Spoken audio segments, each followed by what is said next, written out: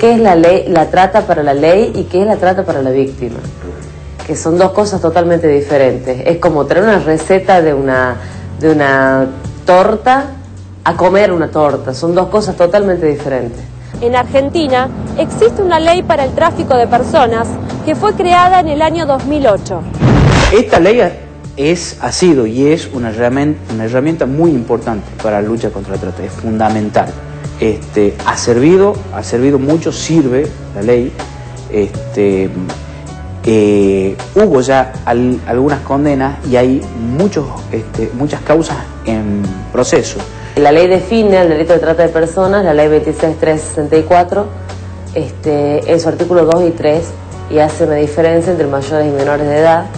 Y para los mayores de edad, la ley dice que la trata de personas es un delito que consiste en la captura, el transporte, el traslado, el recibimiento y o la acogida de una persona con fines de explotación, siempre y cuando haya mediado abuso de alguna situación de vulnerabilidad, engaño, alguna forma de coerción, el aprovechamiento de una situación de superioridad jerárquica sobre la víctima, en fin, otros factores que lo que vendrían a hacer sería a tirar abajo el consentimiento efectivo y eficiente a los fines del derecho.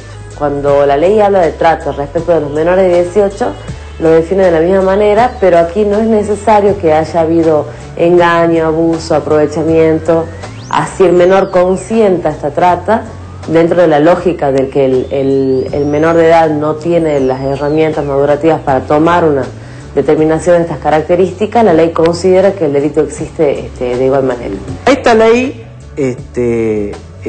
nace con ya algunas críticas que nosotros compartimos.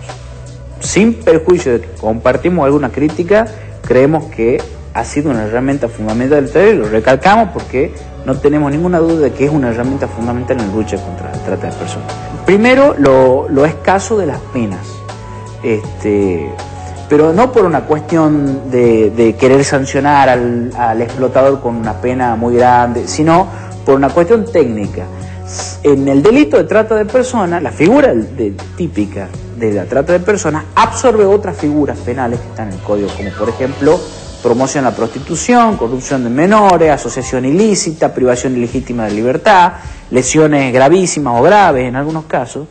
Entonces, a los reclutadores y a los explotadores, si nosotros en vez de castigarlos por el delito de trata de personas, los castigamos por todos estos delitos absorbidos por la ley de trata, le aplicamos algún sistema de acumulación de pena, vamos a obtener una pena mayor que la pena que establece el delito de trata de personas. Otra crítica que nosotros también compartimos tiene que ver con el consentimiento de las víctimas mayores de 18 años. La ley actual sigue la línea del Código Penal con respecto a la promoción a la prostitución y forma parte del tipo penal el consentimiento viciado o la falta de consentimiento en el caso de víctimas mayores de 18 años.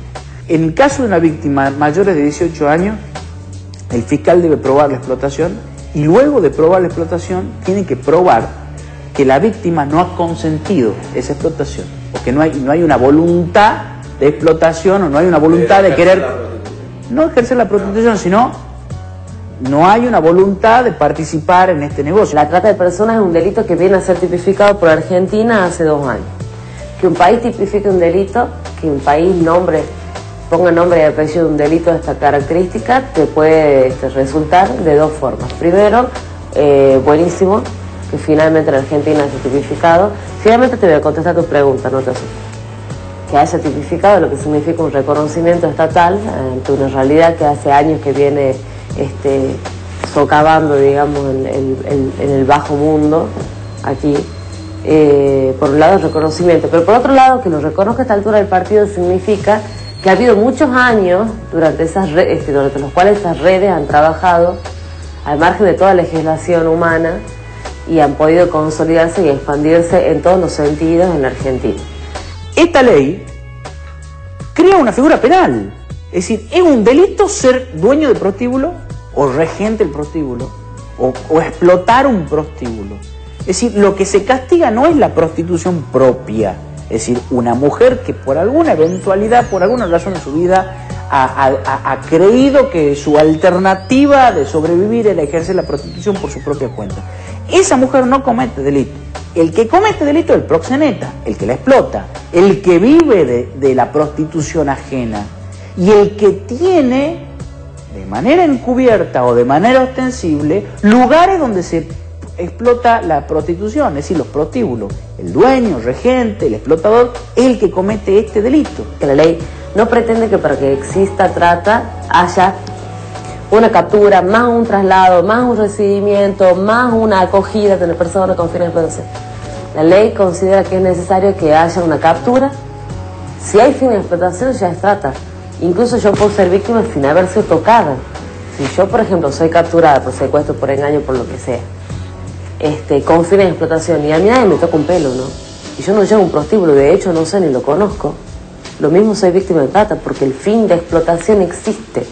Como sabemos que este es el segundo negocio ilegal más rentable del mundo, estas personas tienen muchísima plata para montar el escenario que fuese. Los explotadores, los proxenetas, quienes son regentes de prostíbulos, quienes terminan siendo los que forman parte de esta red de trata, terminan ganando fortuna, porque la explotación sexual genera muchísimo dinero. Entonces deberían incluirse modificaciones que prevean con facilidad que los jueces puedan incautar los bienes productos de las explotaciones y que estos bienes vayan en favor de organizaciones o del propio Estado, pero programas que procuren la asistencia a la víctima. En estos 2 años, desde que existe la ley 26.364, ya fueron rescatadas 200 mujeres de todas las edades, en su mayoría de nacionalidad argentina, paraguaya y dominicana. Todas ellas vivían sometidas a condiciones de esclavitud dentro del negocio de la prostitución. Lo primero que hace la ley es tipificar a la trata de personas como delito. Toma el concepto del delito de trata del protocolo de Palermo y lo tipifica, lo incorpora al Código Penal argentino. Federaliza, ese es el otro elemento importante, que lo transforma en un delito federal.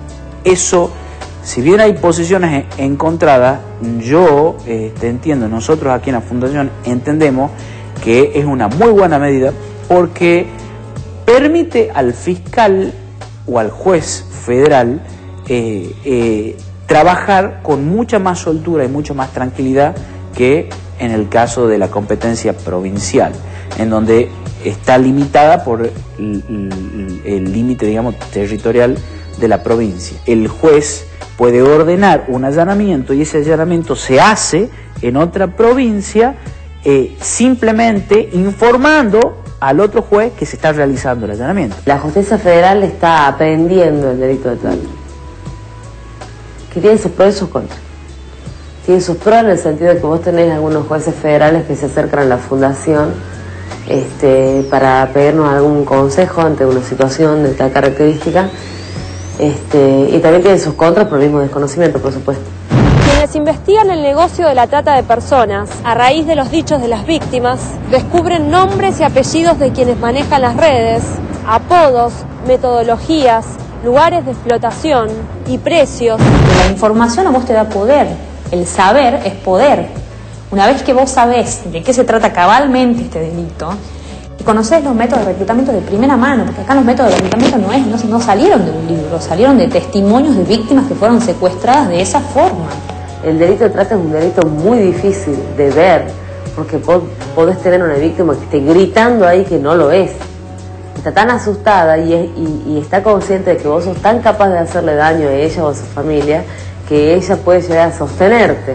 Aparte de algunas cuestiones psicológicas que también que vos tenés idea del síndrome de Estocolmo, que es todo un ejemplo del sostenimiento de la víctima hacia su propio agresor, que funciona como una medida de defensa. Bueno, esto las psicólogos lo podrían explicar mejor. Sí. Digamos que aparte de la corrupción, aparte de que es difícil ver el delito, aparte de que la víctima conscientemente puede llegar a no contar o a ocultar su situación de víctima, aparte está el elemento de inconsciente del Estocolmo, que también puede operar. No es muy común, pero pasa. No es fácil en absoluto. No es fácil para nada meterlos presos. Pero para nada. Porque primero tenés que tener la persona con el coraje de denunciar. Ya la tenés. Para Susana. Después tenés que tener el policía con el coraje de investigarlo. También es otro tema. Después tenés que tener el fiscal con el coraje de hacer que esa policía investigue y se lleve a cabo una investigación eficiente. Y después el juez que se anima a condenarlo. Entonces son muchas personas muy valientes que se necesitan. Una mujer adulta puede generar una ganancia de $1000 por mes. Si es menor de edad, 2000, y mucho más dinero si la chica es virgen. Este negocio, que es el segundo negocio ilegal más redituable del mundo, busca a las chicas y a las personas, porque no tiene un género el delito de trata de personas, cada vez más chicas, para que les rinda más dentro de los prostíbulos. ¿Cómo se accede a ellas? A través del aviso clasificado de un diario y un simple llamado telefónico. Hoy por hoy tenés en los primeros diarios del país, como Clarín, por ejemplo, en el mismo orden que publica una nota, ¿sí?, muy útil en cuanto a prevención y demás, tienen sus clasificados muchísimos avisos de tratantes. Nosotros compramos los diarios todos los días, pero agarramos y empezamos a hacer circulito: tratante, tratante, tratante, tratante. Sabemos perfectamente cuáles son los avisos de tratante. Sobre todo en diarios en ciertas y a ver, el diario de la Gaceta más... es uno de los primeros diarios, no es un diario de una provincia. El diario de la Gaceta es el diario más importante del norte y se vende en todo el país. O sea, y es uno de los diarios más leídos, es el segundo portal digital más leído del país. En el próximo bloque, la desaparición de Marita Verón y la lucha de una madre que hoy es reconocida en todo el mundo. En gran parte, gracias a ella, no solo hoy existe una ley contra este delito, sino que decenas de chicas pudieron recuperar su libertad. Ya seguimos con más Nación Sonámbula.